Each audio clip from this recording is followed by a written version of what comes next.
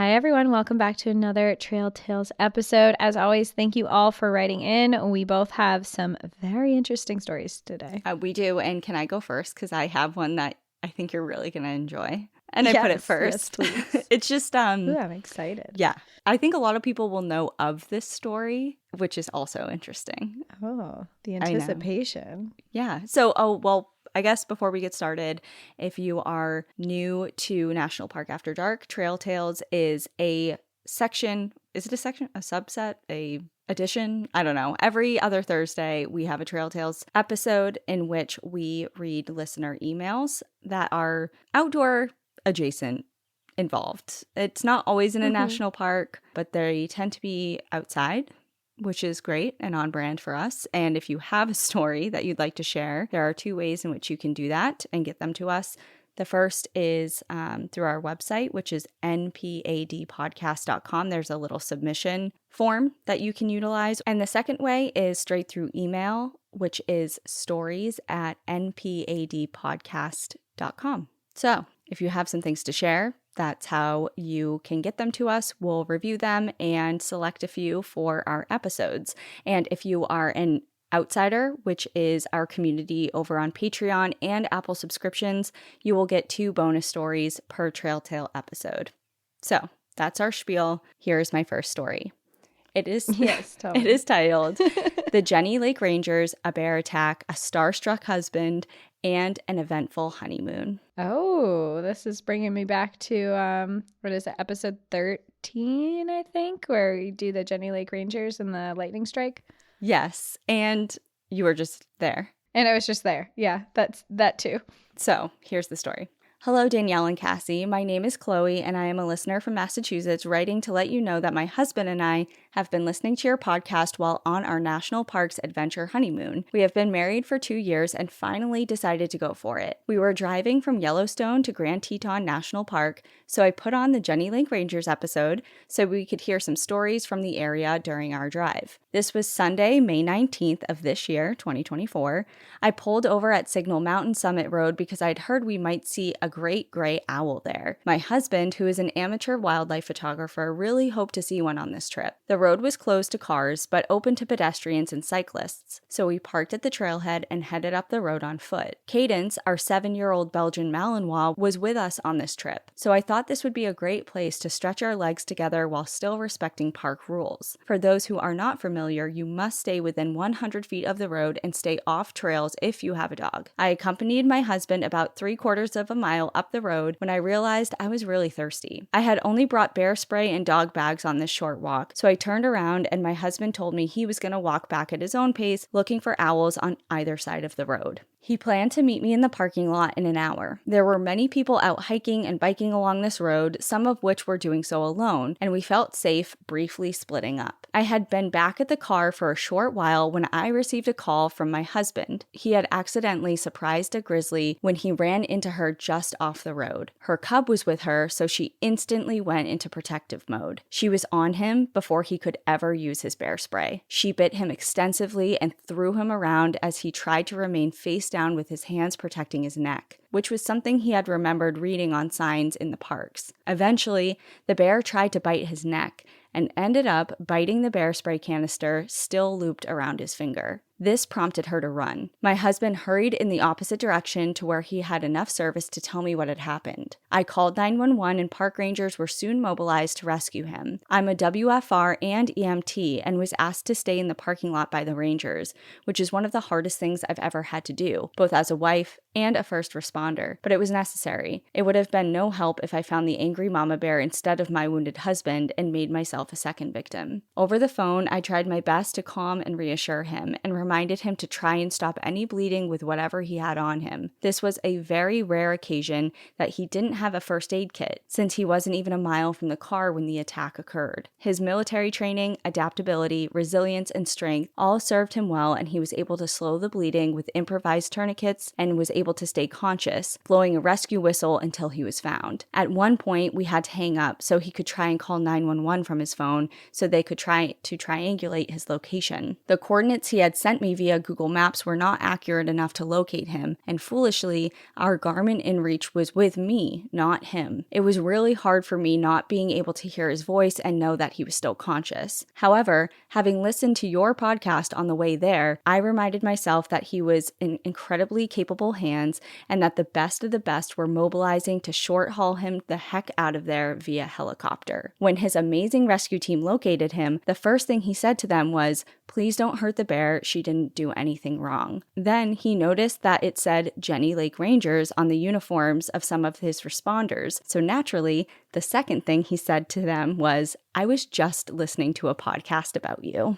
Anyhow, I thought you might find the fact that in a moment of crisis, my husband was delighted. He just knew how badass the Jenny Lake Rangers are right as they arrived to extricate him via helicopter. Between the Grand Teton National Park Rangers, search and rescue volunteers, Jenny Lake Rangers, paramedics, hospital care team, and every other person who responded and helped us out in the aftermath, we are so impressed and so grateful. My husband is expected to make a full recovery. Thank you for telling such fascinating stories. We will surely be listening to a lot of National Park After Dark and Tooth and Claw, which we found through your podcast and helped us debrief from this harrowing encounter on the long drive home. Thank you again for doing what you do. Lots of love, Chloe and Shane Burke. And Wow. I remember hearing this news break because I was in New Hampshire visiting my family and for Natea's bachelorette party and bridal shower and stuff. Remember, I was home for 10 days. Yeah. It had happened when me and my mom were in Portsmouth. She's like, "Did you hear the news of this guy from Massachusetts who just got attacked in the Tetons?" And I'm like, "No, what happened?" And when we read it, it was like, oh, he was only saved because the bear accidentally bit into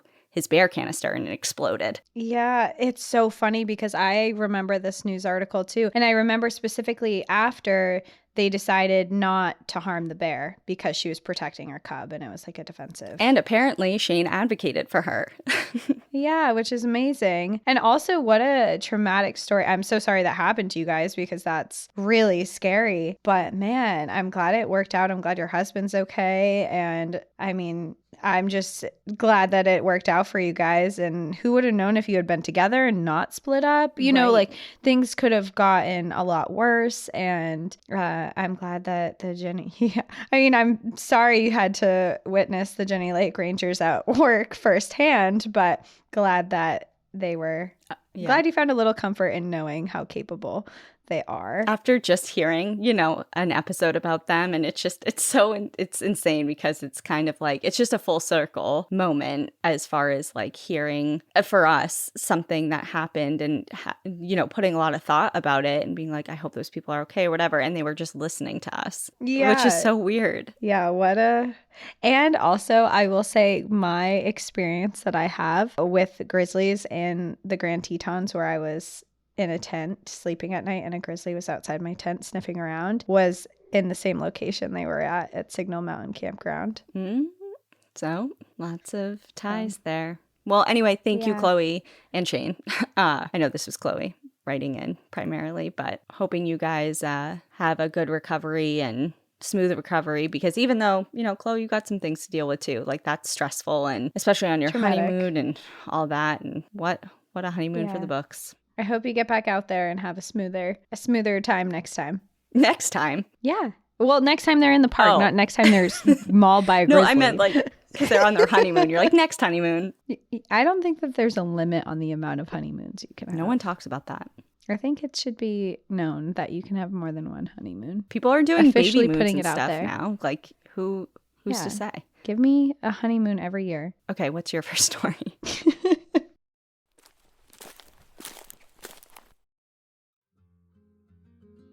This show is sponsored by BetterHelp. Like it or not, in 2024, we all live in the age of social media, and that comes with positives and negatives.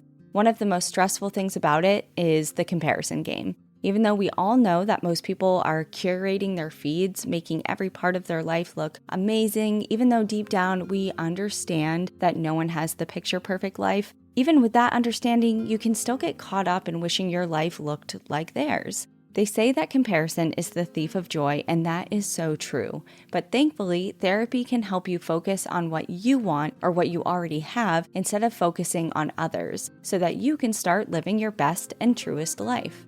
I know for me, especially during times of grief, I can look at people posting their happy relationships and get really bogged down by a lot of big feelings surrounding comparison. But through therapy, I've worked on trying to shift my focus on what I'm thankful for and that I did get to experience with my late partner, even if he isn't here anymore.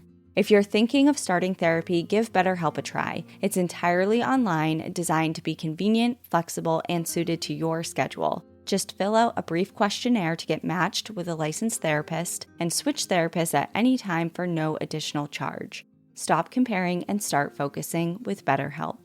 Visit betterhelp.com/NPAD today to get 10% off of your first month. That's BetterHelp, HELP.com/NPAD.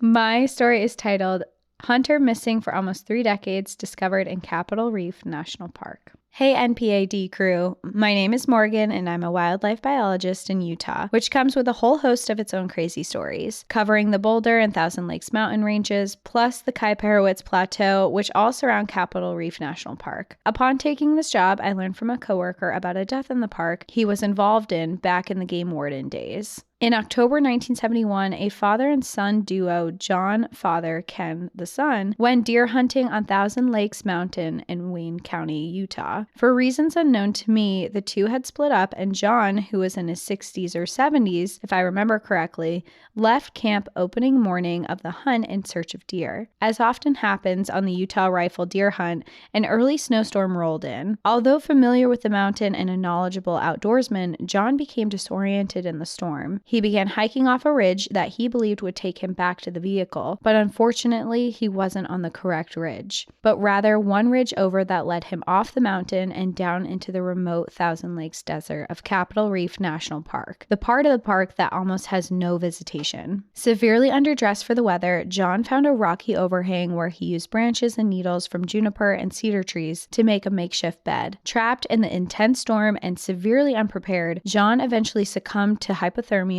while laying in his makeshift bed. In the following days and weeks, his son Ken and local law enforcement officers searched tirelessly for him, but to no avail. Despite intense efforts, the terrain, thick vegetation, and limited vehicle access of Thousand Lakes Mountain made it incredibly difficult to search. For nearly 26 years, John's family was left with no closure, forever wondering what happened to him and where he was. Then, in 1997, a group of archaeology students from Brigham and Young University were on a school trip to document and study the ruins of the Fremont tribe of Native Americans located in and around Capitol Reef National Park. The area they were in is incredibly remote and difficult to access, but by a miracle perhaps, a student came across bones near a rock overhang. Excited at their discovery, the group quickly realized from the nearby rifle and remnants of clothing that these were remains from recently, rather than ancient indigenous peoples. I'll link a news articles about the event, but this is where the story deviates a bit from what the news article states, as per my coworker who actually handled this investigation. The students didn't go through the remains, nor did they ID the body, or even know who John was to suspect the remains were his. Local law enforcement was contacted and they came to do their investigation and ID the remains. One of the Wayne County sheriffs, Don, and my coworker Jim, who was the Wayne County Conservation Officer, Utah's official title for game wardens, at the time were those to respond, as the site was technical and difficult to access, and these two men were skilled horsemen. They also had a National Park Service ranger with them, if I remember correctly. Before visiting the site, there was already a suspicion that the remains likely belonged to John Jones. After finding his ID in his wallet and the firearm and clothing matching those described by his son, Ken, Don and Jim were able to positively ID the remains. John's remains were mostly undisturbed by wildlife, but the article is correct that his head had been buried and had to be exhumed. But this was from sand and debris brought in by wind rather than wildlife. His remains were still lying in his pine needle bed and his gun still propped up against a juniper tree. Jim and Don utilized their horses to pack out John's remains and belongings and did later take in John's family on horseback ride to see the site. Although remote and far from any road, there was actually a trail that led to the area John was located in. It has some incredible Fremont ruins there, but after the incident, Capitol Reef National Park rerouted the trail, both out of suspect for John and to preserve the ruins in the area from being vandalized or or destroyed by park visitors. Jim and I are two of extremely few people who know where these ruins are and how to access them. Although the technology didn't exist at the time, this story is a great reminder to always be prepared for all types of weather when recreating in the outdoors,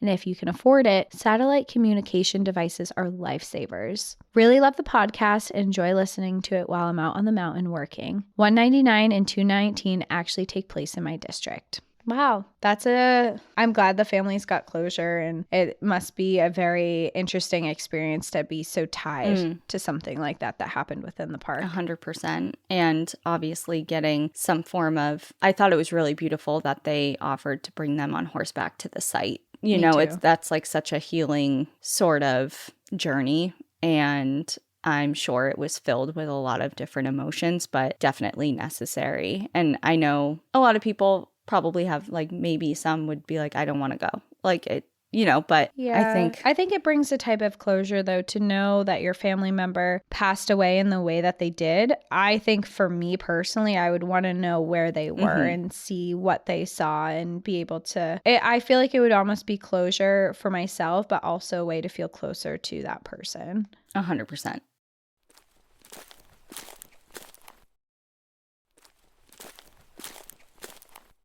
Okay, so my next story is titled Missing Woman in Olympic. Hi, Cassie and Danielle. I can't believe I'm finally writing to you. My name is Richie. I'm a woman, woohoo, non-traditional names, and I have been listening to y'all for over a year now. Thank you for all you do and for being so open about your lives and adventures. I live on the East Coast and wanted to travel with my husband for our spring break last year, so we went all in and flew across the country to Olympic National Park. We land in Seattle and go to pick up our rental car, getting help from a very sweet woman in the airport. She excitedly asks us about our plans for the trip, and I smile, saying, "We're going to Olympic National Park. We've never been." Her smile immediately drops, and she starts saying, "Okay, please be careful." Expecting it to be the typical nature is scary talk I hear from coworkers and family, I laugh and say, "Yes, of course." Then she informs us that the last woman who she rented a car to was also going to Olympic National Park, but she never returned. She'd been listed as a missing person, and although they did find her rental car, she hadn't been found. At this point, it's my turn for the smile to drop from my face, and I say very genuinely, we will keep an eye out for her. It's our second day on the trip, and we opt to do the Lover's Lane Trail to Solduck Falls, even though we woke up to some hardcore snowfall. We put on our layers and pack our camelbacks for the trek. We, two fit adults in our mid-20s, struggled through this trail. The snow had seriously accumulated in the gaps between the tree coverage, and we ended up hiking through snow that came above my knees. As my husband leads, I focus on stepping where he has, looking down as I walk. Suddenly, I hear a woman's voice and my heart clenches. My husband and I immediately begin yelling, "Hello?" and walking around trees and logs off trail. After about 10 minutes, we failed to hear any responses and painfully made the decision to carry on, noting where we were on the trail so we could report the incident later. About 40 minutes later, I hear the woman's voice again and go to remove my hood so I can hear it more closely. Y'all, it was my Apple Watch, reading my mileage and split times as I hiked. I had just finished mile 2, which I heard from my wrist as I removed my hood. The woman we heard earlier, just my stats at the end of mile 1. I breathe a sigh of relief and inform my husband, who laughs with me before we carry on. We saw the beautiful Solduck Falls and made our way back to camp, but that missing woman has never left my mind. So, what happens when you start to mourn someone you've never met? Do you suppress the feelings because the family had the right to feel them and you don't? Do you pretend it didn't happen? For me, I follow the search and rescue page on Facebook, and I regularly think of my sister in nature, sending her love as a wave of sadness washes over me. I wish we had found her that day, but Laura Mackey was last seen on her way to Enchanted Valley in October of 2022, on the opposite side of the beautiful national park we were both so drawn to. While our paths never crossed, I feel that our spirits did. I'm not sure how to end this other than to say, please keep your eyes and ears open on the trails, not just for your own safety, but for the safety and well-being of your fellow nature lovers. Report any partial tents or loose shoes you find. You never know who may be looking for them. Enjoy the view, but watch your back and look out for one another along the way. Oh, and maybe be aware that when you switch on your phone volume to pack it away, your Apple Watch volume kicks on too. Thank you for all you do and for taking the time to read my tale. All the best,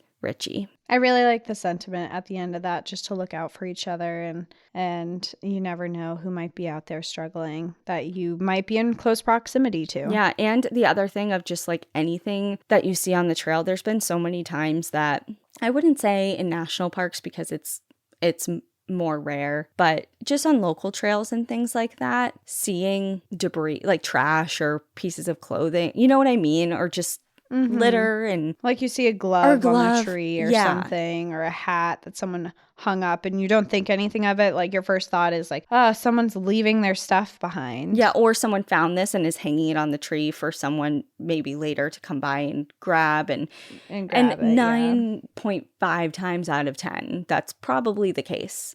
But stories like this make you think about, there are so many missing people in the wilderness, as we are well aware, that have left some sort of trace. And it's kind of like just about who is keeping, like Richie said, their eyes and ears open for things like that could be either easily missed or brushed off or whatever. Such a good point. Hey, we're definitely in the wilderness today with weird circumstances, because my next one is titled, Did We Dodge a Serial Killer in the White Mountains? Hi, ladies. I honestly thought I'd never have an experience to share with you guys. I love the views of the outdoors, but my idea of camping is a Marriott with a view. Sorry, but at 43 years old, I still cannot square the idea of even attempting to go to the bathroom in the woods. Add in the potential threat of a wildlife animal attack. No thank you, please. But your podcast lets me live vicariously through others. This experience just happened Monday, April 22nd, and right after I said, welp, now I have a story to share. Sorry if this is a little long. I was placed for adoption at birth through a closed adoption. It was only in 2019 that I located my birth mother when I was 39. It has been an amazing reunion, better than I ever could have hoped for. She lives in Alabama and I am in Kentucky. Since this year is the 5th anniversary of our reunion, we decided we would take a road trip up to New England, just the two of us. She had seen the Mount Washington Resort years ago and always wanted to stay there, and I'd never been to New England, other than Boston. We rented a car with a Tennessee plate and set out on our journey. We traveled 3,361 miles, 10 states and Canada in 9 days. It was an incredible trip. We booked a few nights at the Omni Resort, but other than those nights, we had zero plans, opting to wing it and stop whenever something caught our eye. We headed out of Kentucky on Thursday with a tank of gas and an eclectic variety of road snacks. Monday morning, we found ourselves in North Conway, New Hampshire. We stopped at Zeb's, buying an embarrassing amount of candy, and explored the town. The season hadn't started yet. We were a bit early, and many of the places were closed. No scenic rail tour. Sad face. Oh, that is sad.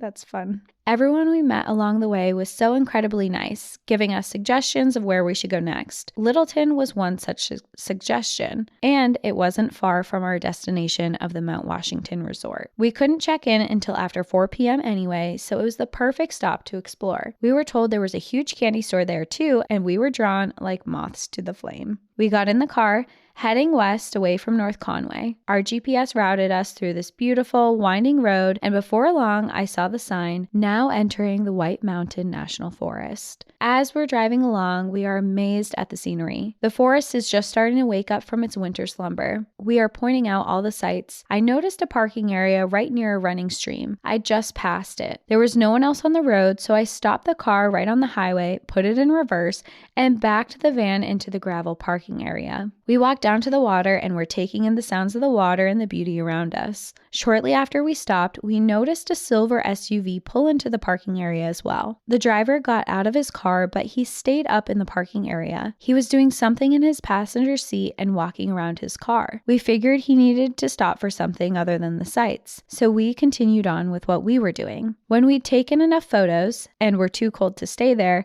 we started walking back to the car. That's when the man at the other car started walking towards us. He approached us and said, "So are you ladies actually from Tennessee, or is that a rental?" Now, I will admit that our guard was slightly down. Everyone we'd met along our trip had been super friendly and eager to share their favorite local spots. We told him it was a rental, but that we were from Kentucky and Alabama, so Tennessee is the average since it's between the two. He told us, "I've worked this area for years," and that he was heading to Tennessee for work soon, and asked us where he should go. I asked him where in Tennessee he was going, since East and West Tennessee are a bit of a drive apart. He said, Time won't be a problem for me. He then proceeded to tell us all these hiking trails around the area where we needed to go and places he lived near Winnipesaukee. I think this is supposed to say Winnipesaukee.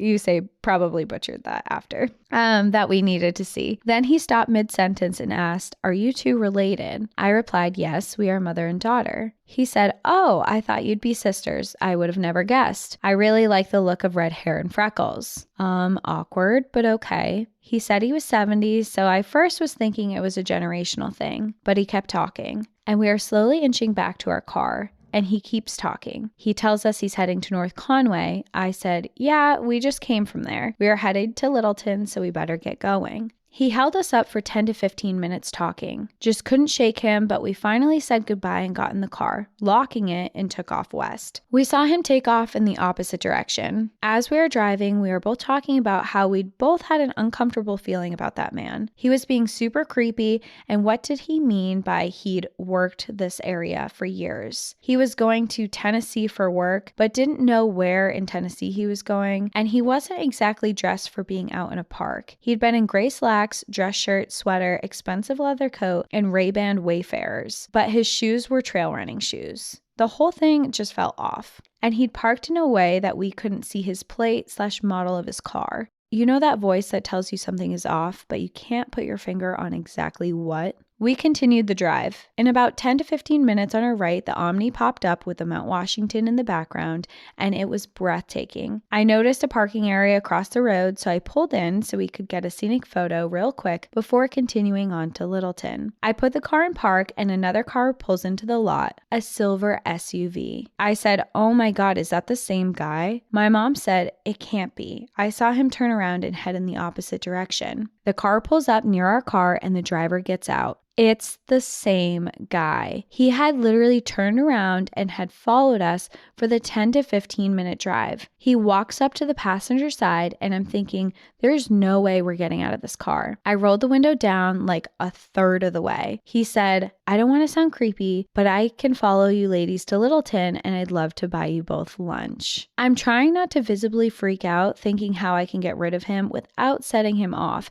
because this is not normal behavior. I turned on the Southern Charm and said, "Oh, that's so sweet of you, but we had a bite to eat in North Conway. Thanks for the offer." He made some excuses and tried to continue the conversation, but quickly he headed back to his car and sped off back in the direction he came from. Again, it happened so fast, and he'd parked in a way that we couldn't get his plate number. We waited a few minutes to calm the shaking down and continued our trek to Littleton, staring in the rearview mirror pretty much the whole time. I don't know what he was up to, but it can't be anything good. Who follows two out-of-town women for miles with good intentions? We kept our eyes peeled for him and his car for the rest of our time in New England, but thankfully never saw him again. Potential murder aside, we had an incredible time running around New England, and we are already planning another trip, but we will be extra careful about where we stop the car to get a better look. Thanks for listening to our story, and keep up all the wonderful work you both do. All the best, Erin. P.S. The Omni Mount Washington is totally worth a visit. Yes, indeed it is. Yes, it's a very beautiful hotel. It's very, for people who are not familiar with the Omni, which is probably a lot of people outside of New England, it's very reminiscent of the Stanley. Yes. And it has huge, Mount Washington's behind it. So there's these amazing views behind it. It's this historic hotel. It has this really cool, kind of like speakeasy-esque bar in the basement. It has this huge veranda in the back that overlooks Mount Washington with a big golf resort back there. They have horses on the property. It's a really beautiful spot. But all of that aside, sorry you went through that. Because that's... Yeah, why are men so creepy? And it's so unsettling because obviously, like you said, who does that with good intentions? And the person in me still wants to give people the benefit of the doubt. And I know that's dangerous. You know what I mean? Yes. And it is. These types of stories not forces women, but really gives women reasons to be wary of every interaction they have with a stranger that is of the opposite sex. And It's unfortunate because I know I've been put in positions where I have felt similarly, but wish I didn't have to be rude or bitchy or whatever, but it's like, it's a survival instinct. It's like, I don't know what you're up to. And even if you have genuine intentions like this, you don't behave this way. People should know by now to not put others in situations like this because it's uncomfortable. It's scary. We're vulnerable and it's unfair is what it is. Yeah. And I think part of that, I mean, being so polite, you said you like put on the Southern charm for this. Part of a survival mechanism for women is being polite because you don't know how men are going to react. And I think that it's just so off-putting that people do stuff like that, but it also ruins your whole day. It ruins your whole time. It makes you nervous. It's just like, don't do this. And if you're listening to this and you ever feel like you need to walk up to someone and say, not to be creepy, but you're probably being creepy. Right. Don't 100%. do it. Yeah. I keep saying 100%. Stop in your tracks. Stop in your tracks. Turn around. Do not continue what you're doing. If you have to explain you're not being creepy. Right. Unless it's for something like... in a joking way. Or like, I don't know, like in a helpful... like maybe you drop something and you're trying to give it to them. Like, not to put I had you someone in, on the plane the other day and she's like, I'm not trying to be creepy. I just dropped my pencil and you're sitting on it. And I don't want to touch your butt. Like, that's an example of where it's fine. Yeah. But if you're a man and you're walking up to a woman and you're saying not to be creepy, and then you follow by asking her to do something, it's probably creepy. Yeah, and following someone for miles. Don't ever follow someone. It's too often. Why do we have to say that? I don't know. I don't know. I don't want to, yeah. Stay safe out there, everybody. Stay safe.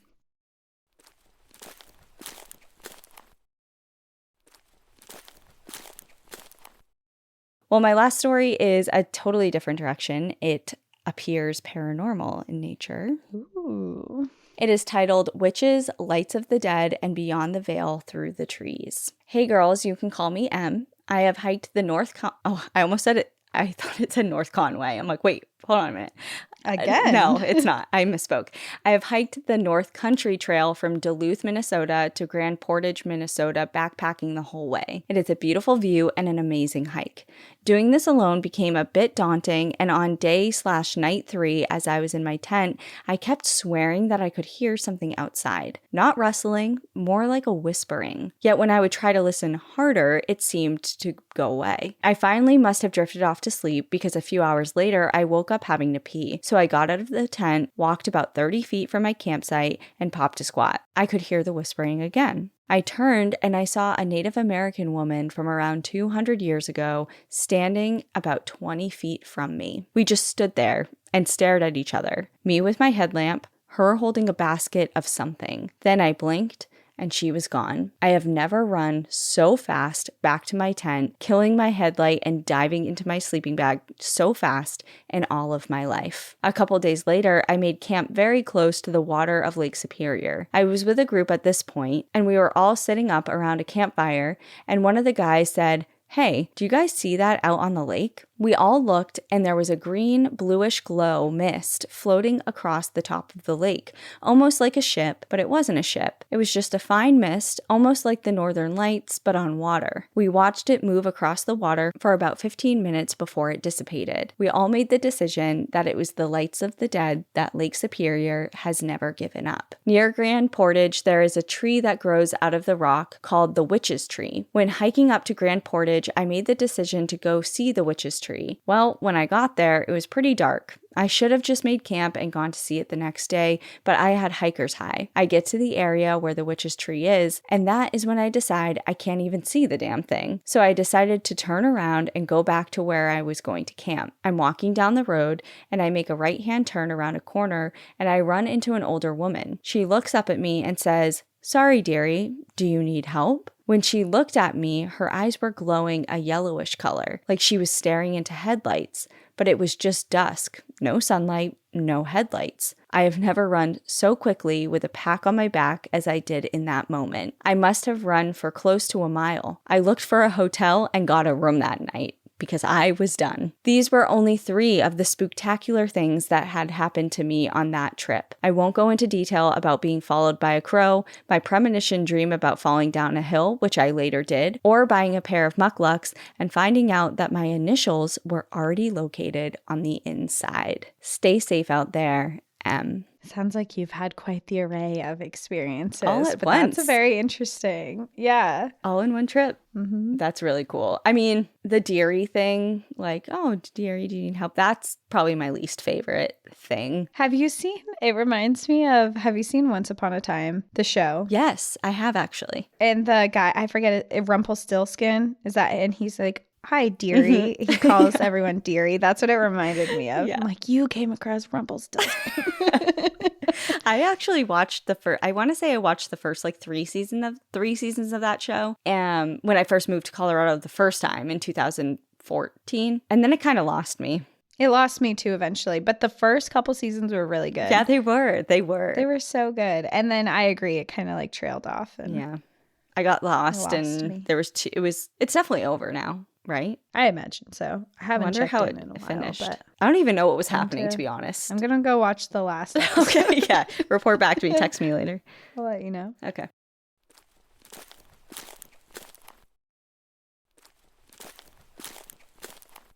All right, well, my final story is titled The Voice in the Allegheny National Forest. Hi, Danielle and Cassie. I found your podcast a few months ago and have been addicted. I travel a lot for work, so you two have kept me company during many long hours of driving between appointments. I have decided it's finally time I share my own story for your Trail Tales. In fall of 2022, a couple of friends and I went on a quick overnight backpacking trip in the Allegheny National Forest, hiking the Minister Creek Trail. I only recently got into backpacking in the last few years, but spent pretty much my entire childhood running around the woods and was a Boy Scout, so I'm no stranger to the outdoors. My friends were both Army reservists and avid lifelong outdoorsmen. This was probably my 3rd or 4th backpacking trip since I got into the hobby. The Minister Creek Trail is a popular backpacking trail in the Allegheny National Forest. We decided to go on a late October overnight trip during peak leaf colored. It was a little on the colder side, so the trail wasn't very crowded that weekend. The trail goes through a variety of terrain, up and down rocky cliffs,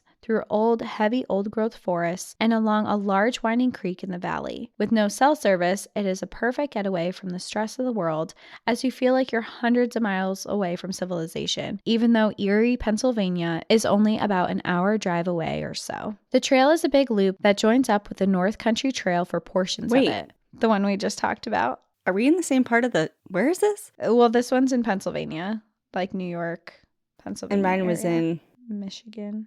So it can't be it's just the same. I don't know how far the North Country Trail goes, to be honest. I'm not familiar. Interesting.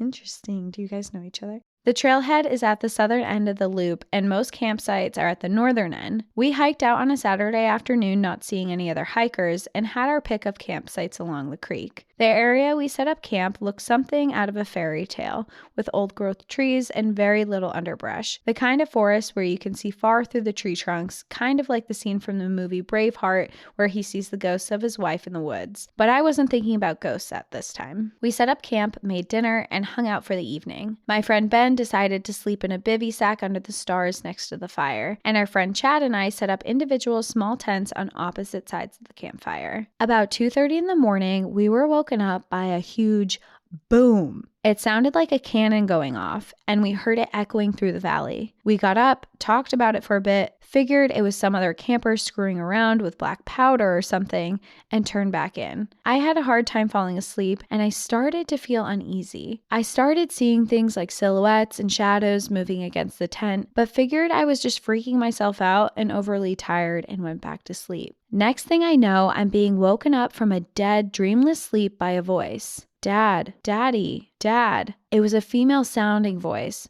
Sounded like a kid. So I'm wide awake now, heart racing. As I'm coming to, I'm thinking, okay, I was sleeping. I must have been dreaming. What do you call that? Hypnagogic or hypnopomic hallucinations or something like that, where you hallucinate as you're coming out of a sleep. Psych 101, shout out to Penn State. Surely that must have been it. I check my watch and it's 5 o'clock in the morning or so still dark. I'm wide awake at this point and I hear the voice again. Dad, Dad, Dad, more urgently. Yeah, I definitely heard that with my ears. That was a thing that just happened. Okay, so I in fact am a dad, but my daughter, who was 5 at the time, definitely wasn't backpacking with us. I sit up in my tent thinking, okay, I heard the voice for real, someone is out there. Maybe it's a lost camper who wandered back into the wrong campsite or something. Everything is pitch black, no moonlight, no light from the fire, no flashlights. I unzip my tent and look outside with my flashlight. That's when I saw it, the ass end of a black bear sauntering off into the woods. I let out a huge, "Oh, fuck," which didn't even so much as startle it as it disappeared into the darkness. I hear my friends stirring, and they are up now. We gather in the center of camp and are shining our flashlights around the woods. We see nothing. Nobody around us. Ben, the one sleeping on the ground in his bivy sack, said he was woken up shortly before hearing me yell, "Oh, fuck," as he thought he felt something brush past him. He did not hear the voice, though. We stayed up until it got light. We saw no other campers around us, no other campsites were occupied, and we hiked back to the trailhead that morning without seeing anyone. To this day, I can't help but wonder what I heard that woke me up. Was it the bear itself? Do black bears make noises that sound like a juvenile female human saying, "Dad, Daddy, Dad"? Was it an auditory hallucination that continued as I was wide awake? Was it my subconscious warning me about the bear around? Or was it something else? After this experience, I did some more research into the location and found that several years earlier, a teenage girl was tragically killed in the exact same area of the trail when a tree fell on her as she was camping with her church youth group. This absolutely broke my heart to read. Was it her spirit in search of her dad? I truly hope it wasn't her and that her spirit has moved on. Or maybe it was and she was warning me of the bear. I guess this will just be one of those mysteries I live with for the rest of my life. I haven't been back to Minister Creek Trail since, but I am planning another trip this summer. I probably won't get any sleep as I'll be up all night waiting to hear for someone calling for her dad. Keep up the good work. You guys are awesome. Enjoy the view, but watch your back. You never know when a random voice in the middle of the night will warn you about a black bear in your camp. I am of the belief that it was a warning of some kind. I would be really interested to hear if you experience it a second time. In general, I am interested in, like, maybe it has ties to the location, but I was thinking before they even mentioned that was, yeah, I don't know. I just feel like it's some sort of connection type thing. Kind of like when I don't know if you've experienced this, I feel like a lot of people have, is when you have a dream or you're thinking about someone a lot, someone's on your mind a lot one day, and then the next day you wake up or you're going about your day and then that person contacts you. Have you ever experienced that? Maybe. Nothing that I can think of off the top of my head. It happens to me kind of often. Okay. And it's about people that, maybe I haven't heard from in a while or haven't spoken to in a while. And it's usually dreams. I'm a big dream person. Mm-hmm.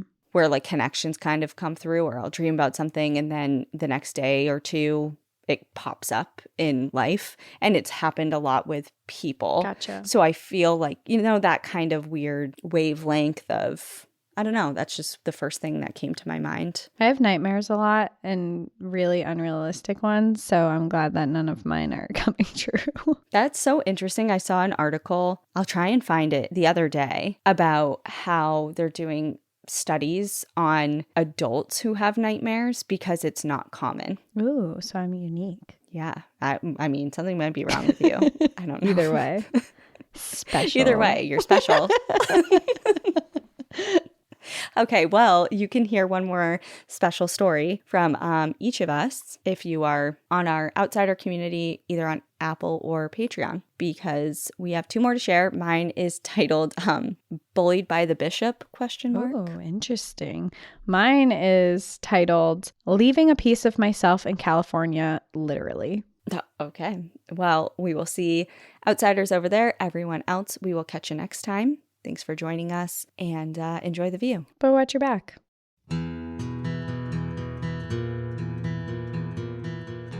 Thank you so much for joining us again this week. If you have a trail tale or story suggestion, send us an email at stories@npadpodcast.com. Follow us on Instagram and Facebook at National Park After Dark and on Twitter at NPAD Podcast. Join our Outsiders Only community on Patreon or Apple subscriptions to listen ad-free, unlock monthly bonus episodes, and exclusive content. And remember, when you support our sponsors, you are supporting our show. For our exclusive discount code, codes and source information from today's episode, check out the show notes. For more information on our show, our book recommendations, merch updates, and more, visit our website at npadpodcast.com. And please rate, review, and subscribe from wherever you listen to podcasts.